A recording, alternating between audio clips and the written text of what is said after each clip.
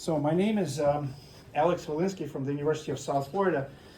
The right spelling of my last name should be like this in Polish, and one of the reasons is because I looked at the 23andMe data, and I'm quarter Polish, and it specifically identifies me jak Polak z województwa mazowieckiego. But this is how my name is spelled in Russian, and I'm pretty sure that this spelling is correct. The title is Polish Papers in Nature, Science, and Acta, and for Acta I mean any kind of journal that which name starts with Acta, Acta Materialia, Acta Biomaterialia, Acta Physica, and so on and so forth, if there's such a journal, maybe not. So looking at this picture, who do you think is the true scientist here? The last one. The last one. Well, I would say all of them are scientists. It's just, the one in the middle has this kind of idea to measure the hardness of the microscope, and the other one is using it as maybe a telephone, and finally gets to this. So I would say the scientist is the one that's using continuous improvement and ultimately gets to the truth. And we will never really reach that part of understanding how this universe works, but we're trying very hard. So I'd like to start by this saying in English: there's more than one way to skin a cat. And I tried to translate this into Polish, and I did not find a translation for this idiom. You can see the meaning, and you understand the meaning, but there are several translations in Russian that I found, which some of them are kind of interesting, and there's still research going on of what this actually means. But my message to you is, let's not kill the cat or the messenger, which is me, but let's have an open discussion to see which way is better and more useful for us. As you know, the Ministry of Science and Higher Education in Poland ranks all the journals in quantized physics numbers. There are points that are assigned to the journals. And from what I understand, scientists at Jagiellonian University are encouraged to publish papers in journals that are 140 points and above. What this literally means is that you are kind of forced to publish in very good journals, and that may be not necessarily encouraging internal collaborations within the department or between other departments. Acta Materialia, which is the top journal in the field of material science, has the top ranking of 200 points, but Philosophical Magazine, which was founded in 1798, and people like Maxwell and Rutherford published papers, and there is only valued at 70 points. I'm not going to emphasize the criticism of your specific system of the points, but you know that very well. So. But this is what I saw in the National Museum here in Krakow. And I want to point your attention that in every hall there's this kind of sign, which is very interestingly translated in English. And everybody who speaks English is going to read this. And it says to put the folders back on place. And I understand the literal translation, because in Russian it would say the same thing, on place, na место. But what would be the perfect translation? I would say, please return the pamphlets. A folder is something else. It has a different meaning. A folder is something that folds. But maybe there's no reason to put a sign at all. I mean, we're all civilized, and if you want to look at the pamphlet, you can return it. But more importantly is that there was a lot of research done on this piece of artwork, and you can see the credits here, some people from Jagiellonian University, and also from Germany. I don't know if you can see, but this is some maybe data for XPS or EDS. And if you look closely, and I think this plot comes from Germany because of the file naming system. But here you can see KA and KB, and you probably know what that means, right? What does that mean? It's a ref spectrum. This is from what? Sorry? Ref spectrum from what? Ka and Kb actually should be K alpha and K beta. Mm-hmm. But the general public doesn't know that, and obviously that's what shows in the graph. Then this is a completely Polish one. And then you see energia, energy in kilo electron volts, and intensity in arbitrary units. And I'm going to discuss this in detail. The dimensions here are placed in square brackets. So let's just keep this in mind and move on. Let's talk about a quarter. And quarter is like 1 zloty, basically, more or less. It means that it's 1 quarter is a quarter, but somehow that's the physical meaning of a quarter. And we'll talk about what is this Q and what this physically means, because it's monetized in different countries. In Russia and in China, people want to publish the papers in the top journals, and here in Poland you have the point system, which is essentially boils down to this.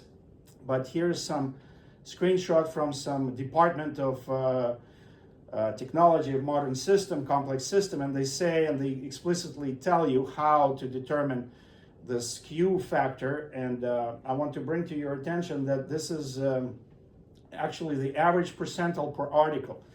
There's a journal called Methods X, which has an impact factor of 3.7 in 2018, and in your system it's assigned 70 points. And it has certain types of research fields that people should publish, but they say since this is relevant for any field doing experimental work, Methods X welcomes submission from all research areas. How did this all start? I don't know, but back in 1996, Google PageRank was the algorithm to rank home pages of people. I mean, think about that. I don't know if back in the day, if you had your own homepage, people started to have home pages with the development of the internet, and they decided to apply this to journals and bin all the journals into 4 different categories, including the countries, which is interesting to look at. So this is the data from 2023. 2024 data hasn't been compiled. So just for 1 year, you can see that China published more papers than the United States, and Poland is number 20 in the year 2023, and it's number 17 in all of the data collected from 96 to 23. If you plot this data for all of these years, then the United States would be the first. So there is some value in looking at the data in this way. But the question is it really reliable? Because certain countries, they really want you to publish the paper in Q1 journals. And so there are questions about the applicability and reliability of this kind of binning. And personally, I would not bet my money on Q, but the Russians and the Chinese do. So let's just keep that in mind for now. Let's talk about the impact factor. I would tell you that it has no physical meaning. It's the average temperature of a patient in Szpital Jana Pawła II w Krakowie. It's 36.6 degrees. Somebody is dead and somebody is running a fever. But what I'm also going to show you is that the ranking of the Chinese Academy of Sciences from 1 to 3 or 4 is not quite correct. And then it goes down to the points. As I said, the philosophical magazine only has 70 points, so you would never consider publishing. I have an example where some renowned people, which I was a co-author of the paper, tried to submit it to Materials and Design, which has 140 points. Then they tried to publish it in Journal of Materials Research, which is worth 100 points. And then in Philosophical Magazine finally was published. So what really matters is not the averaging of the temperature of the patient in the Szpital, but what matters is how many times your paper was cited, your specific paper was cited. And the bottom line is that when you write a paper and when you submit the paper, the most important thing is that the paper fits the journal description exactly. It's like a hand and a glove. And if there is no fit, then you're going to get a feedback, and you can see the paper was submitted to Acta Materialia and eventually was published in the International Journal of Fatigue. But here's the explanation why they didn't want to even send this paper for review in Acta. What's the criticism of the H index? Well, for one, it can be manipulated, and we know how it is done. Whenever you see the paper that's sent to you for review, you ask the reviewers to include somebody else's work, and maybe that's the work of your advisor or somebody else. So there is a way to manipulate and get a lot of citations for your specific papers. But in the end of the day, the total number of citations, including self-citations, I'm claiming is the measurement of the productivity of a researcher. So it's not more accurate to be exact because it's some sort of averaging. It means how many times your paper was cited on average, and the more papers you publish in a specific year brings your value down for the H index. It's a very famous painting from Tretyakovskaya Galeria that shows that this guy unfortunately got a 2 again. And the reference points are such that in Polish and Russian school grades you have 1, 2, 3, and 4 and 5, but only 2 and 5 are used. And in the United States it's A, B, C, D, and F, and somehow E is missed. Or if you go to the first floor of this building, it's actually not the first floor but the 0th floor in Poland and in Germany. So I asked this question, why Chinese Academy of Sciences only uses 3 rating instead of 4, from my former student who is now a professor and director of the Materials Testing Center, and he says it's cultural. So there's a lot of cultural things that we will discuss today with you that are going to be interesting related to the publication of the papers. These are Chinese Academy of Science ratings for mechanical engineering, and you can see that some journals are Q4. And again, just because of the name of Philosophical Magazine, they don't know that Griffith in the 1920s published his first work on brittle fracture in that journal, and if you do research in fracture, that's where you want to submit your paper. There's obviously Google Scholar, and you can look at the specific data. Bill Nix is a retired professor at Stanford. You can see his papers that and the number of the citations. It also calculates the H index and also does this for the last 5 years. But what I'm saying is this is the productivity number. So his research was cited 72,000 times. Another example is John Hutchinson from Harvard. His research was cited 113,000 times, and I'm happy to have a paper back in 1999 with John Hutchinson from Harvard. So how do you look at this data? This is me, if you pull it up, and the number of the citations, this is basically my PhD thesis, and this is also another project that was done at the University of South Florida. This is another project done with Chinese, and another one which I've done at Motorola. So you can see if your paper is cited many times, it must have some certain meaning and becomes super popular for whatever reason. But that's how the raw data looks like, where you have the number of publications versus the number of year versus the number of citations on the right y-axis. And here I tried to get quite a bit of funding and didn't publish any papers, but after that, on average, was publishing over 10 papers per year. It's not like anybody really cares about it, but in my department, professors are expected to publish 2 papers per year, and there's no metrics that's being applied to the productivity as far as the Q factors or points or H index. Now there's software that can actually bin all of your publications and what areas you have done most of the contributions. So material science, multidisciplinary, there's some from applied physics, there's also from condensed matter physics and so on. But nowadays, you can just look at your data, or more importantly, other people that evaluate you can look at this data to see where the contribution was done the most. Well, this is how we learn. We learn by copying, and I was not born, when I was born and you were born, we were not able to speak, so somehow we acquired the language over the time. But the bottom line, if you copy, here's the original. If the original has a flaw and you copy it 1,000 times, it doesn't make it any better. This is why sometimes you see 100% with a space, or you see 700 degrees without a space, or you see 200 MPa without a space and the lower P, or intensity in square brackets A dot U dot, which actually stands for atomic units, as I will discuss later.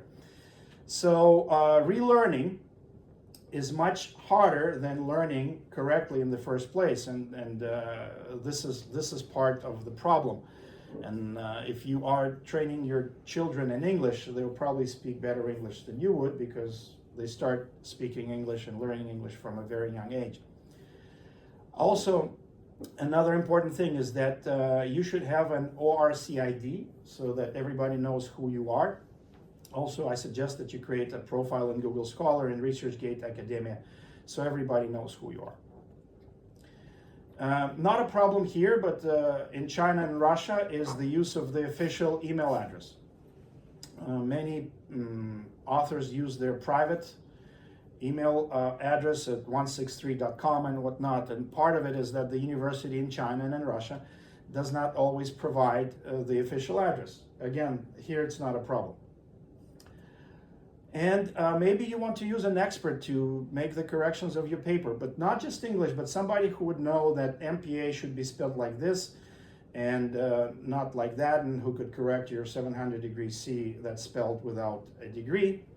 I give you a word of caution because sometimes you get emails like this that appear they come from Springer, but if you read this email, it says Spring Editing Firm, and the email address is Gmail. So for $20, they will correct your 1,000 words.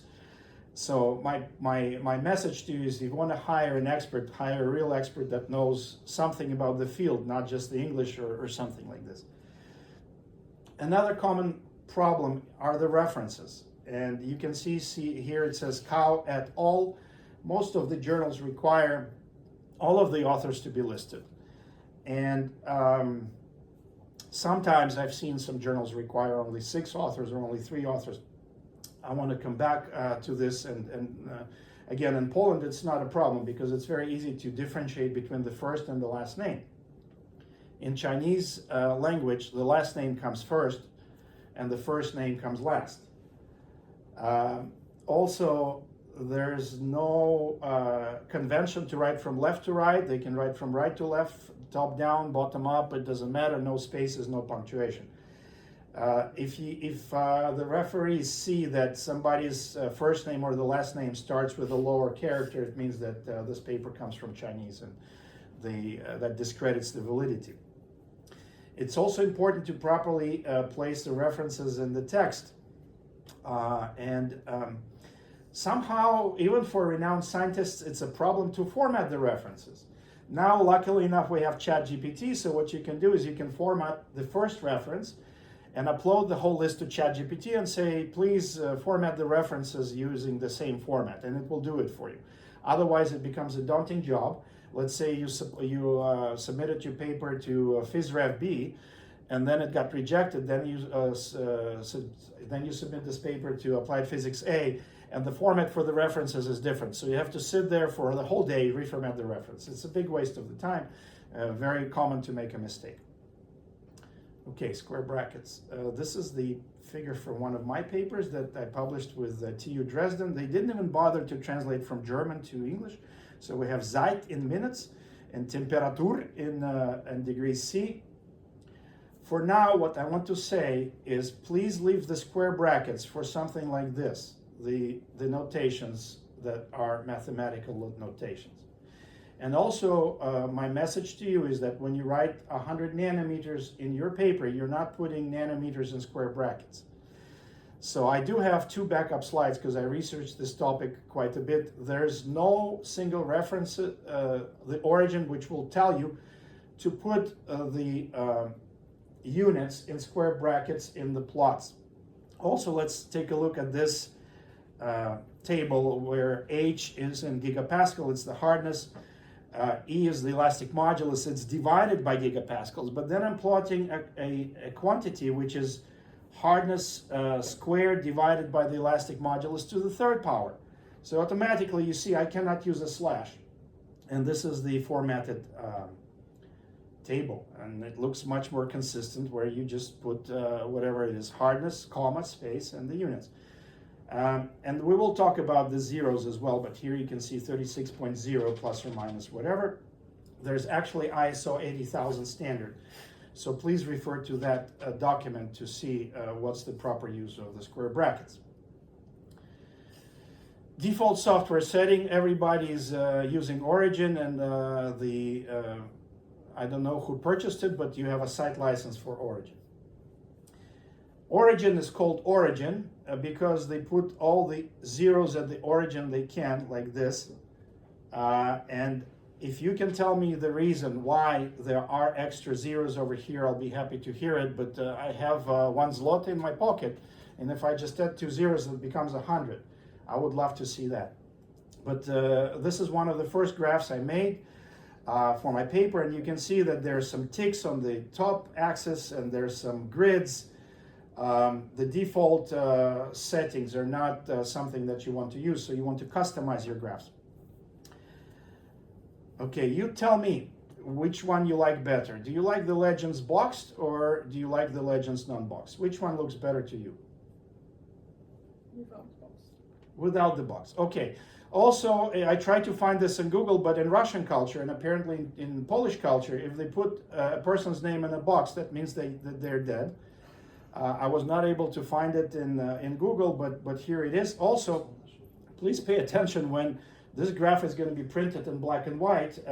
You will not be able to differentiate between the data. And also, AU means atomic units, as I will tell you as well. Not a problem in Poland, because Poland is a civilized country. You don't steal the software, unlike Russia and China. But there's a lot of software that is stolen, and I personally use Kaleidograph. If you were to pay for Origin without the university discount, you would pay $13 per month or $900 to buy a certain version. And I was forced to use Origin here, so there's no other way. There's no way you're gonna use Kaleidograph or learn how to use any other piece of software, so it's okay. I'm learning a lot as well, which is a part of my development. But please realize that the figures are going to be printed in black and white. So red color is going to be black and white. What you should do is you should either use a laser black and white printer to print, or you can use the software to remove the color to see what it would look like. Also, it is strongly recommended to use vector graphics, and you can see here the pixelation. The reason there is pixelation is because there is raster graphics. I learned it the hard way when my paper was rejected 3 times by Thin Solid Films, but what you can do easily is you can install in Windows a PostScript driver, printer driver, and then you print to file. And then you will create a file with the extension PRN, and after that you can easily change the extension to EPS, which stands for Encapsulated PostScript. It's actually a text file with instructions to the printer. But you can submit this file directly to the journal, and they will do a good job and make sure that it's printed in vector graphics rather than raster graphics. You can see here, EDS analysis did not lose. And there you don't see any pixelation here, but you do see it here. Okay, again, I said 1 zloty is 1.0 zloty, 1.000 zloty is still 1 zloty. What you see here is log of, I don't even know how to pronounce it properly in English, but this function, sin h, and that's where I would use the square brackets. Also, you see that -1 or 1.0 should be just 0.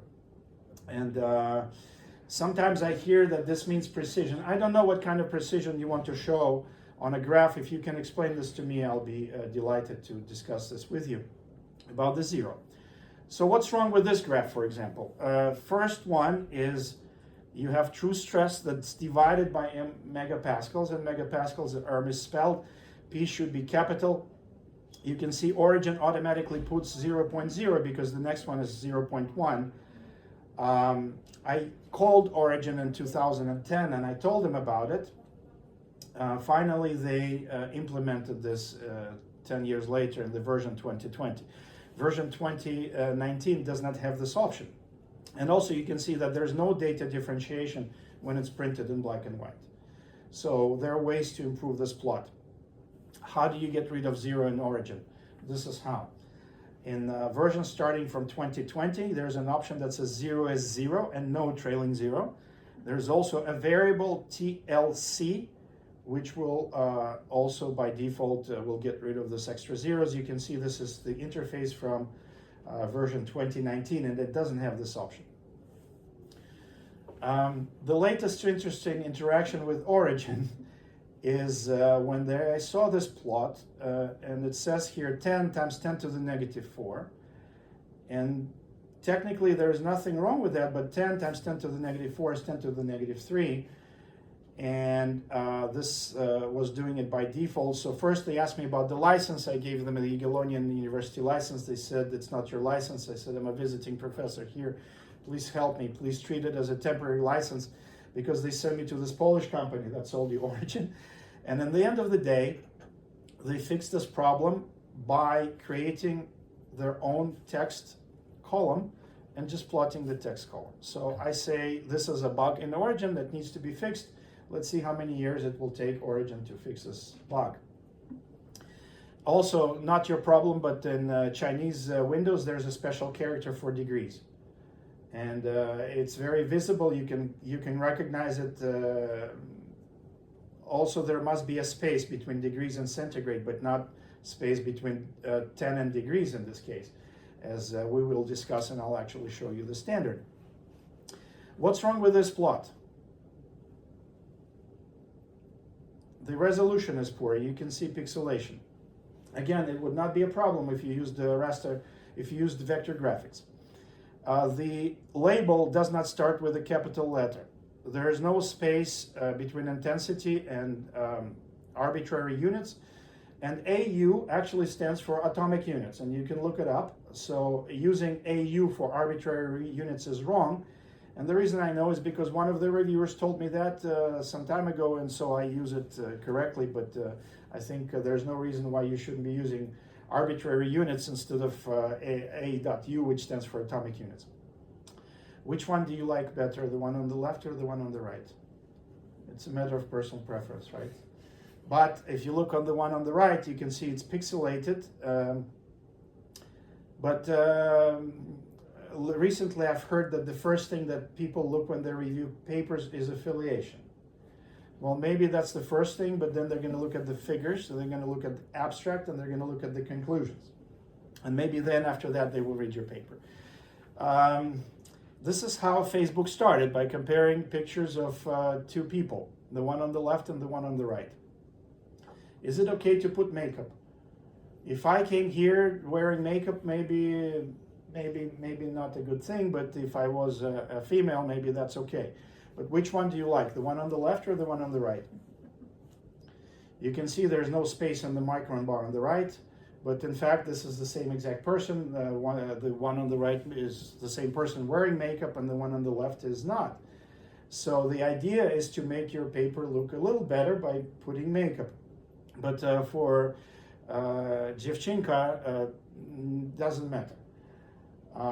So here's the makeup and the dress, and here's no makeup and no Photoshop. So in the end of the day, if you have a result that is worthy of publication in Nature, it doesn't matter if there's makeup or no makeup, because diamond is still a diamond. You can see here, this is diamond, and this is also diamond, and this is diamond that has been cut. So in the end of the day, the research is jak mleczko in the refrigerator. It has to be fresh, otherwise when you put it in coffee, it turns into cheese, and you can make naleśniki serum from that. But only very rarely you can publish research that is outdated. And if you just copy the results from an American paper, it's a setup for failure, because you have your own diamonds, and you have the equipment at Jagiellonian University to make your own research and all the facilities to do that. So there's no problem with this. And we're going to try this Facebook startup idea and compare the figures, the one on the left and the one on the right. Which one do you like better? Again, the answer would be that it's not quite the same kind of figure. You're comparing apples and oranges, but here, if you look at the heat flow, which is divided by milliwatts, this maximum value of 1043.01 degrees, I would question the ability to measure at over 1,000 degrees to hundreds of a degree. Also here, temperature is divided by the degrees. The ticks here can be easily removed, so the figure would look a little better. And then we have the weight loss that's divided by the percent. So if you write 1/2, that means divide by, and it's very common that this kind of notation is used in many graphs. So my message to you is to polish your paper, meaning un-Chinese it, and please type it in font 12. And the reason is because many of the reviewers are old, they have bad vision, and they print it on the physical paper, and it's hard for them to read. Also, use the same font in the figures. Don't use the special characters. AU means atomic units, arbitrary units means arbitrary units. So I've been doing this for over 30 years, and hopefully I can try to communicate to you that there is a way to improve by using the vector graphics, for example, and making sure that your graphs first would occupy less physical space in megabytes, and you would not lose the resolution. Another example of this pixelation that you can see. This is a true type font, which when you blow it up 500%, there's no lost quality. And an easy way from any software, I don't care, is to have a driver for the PostScript printer, and then you print to the file and you rename PRN file to EPS. Let's have a comparison. Which graph you like better, the one on the left or the one on the right? The one on the right. And somehow, and I don't know how, but the ticks on the inside look better. Here you can see A.U. And also dimensions in square brackets and no spaces in front of the degree C. And which one do you like better, the one on the left or the one on the right? Left. Okay, because you're used to origin, and that's okay. I fixed everything, but let me ask you another question. Do you like this labels, numerical values, left justified or right justified? Which ones look better? You can see here 0 is right next to the axis and 0 here is the offset.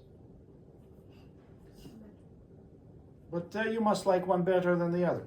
That's how our human mind works. Anyway, also punctuation can be a problem.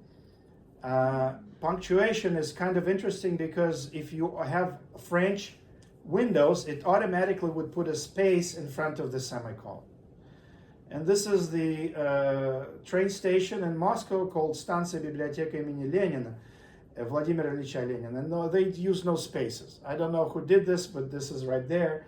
This is the right spelling, so there has to be a space after the punctuation point, not in front of it. This would be the way to write it, and in certain cultures, maybe in certain languages, the punctuation can be funky. Like in also, if we go back here, you see maybe not in this graph, but there were commas instead of the periods over here.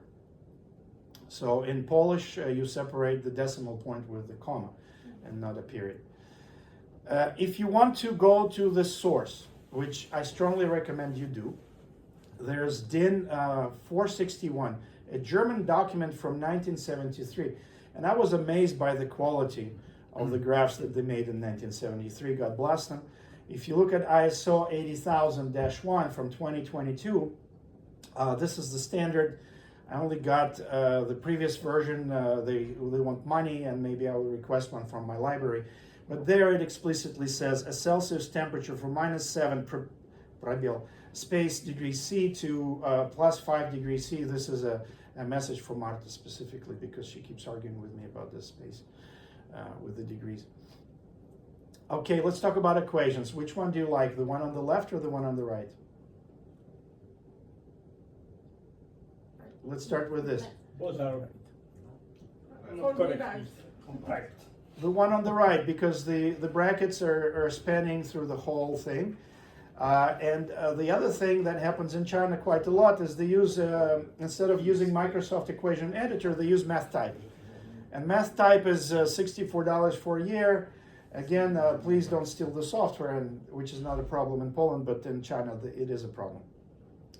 One word can kill your paper. Implant versus implantant. Transmission versus transmittance. Induction versus inductance versus inductor. Capacity, capacitance, capacitor. These are different words. and the units must be correct. Also, you need to make sure that you're using the right significant figures. So 1050 degrees C versus 1047.01 degrees C. 150 megapascals versus 147.678 megapascals.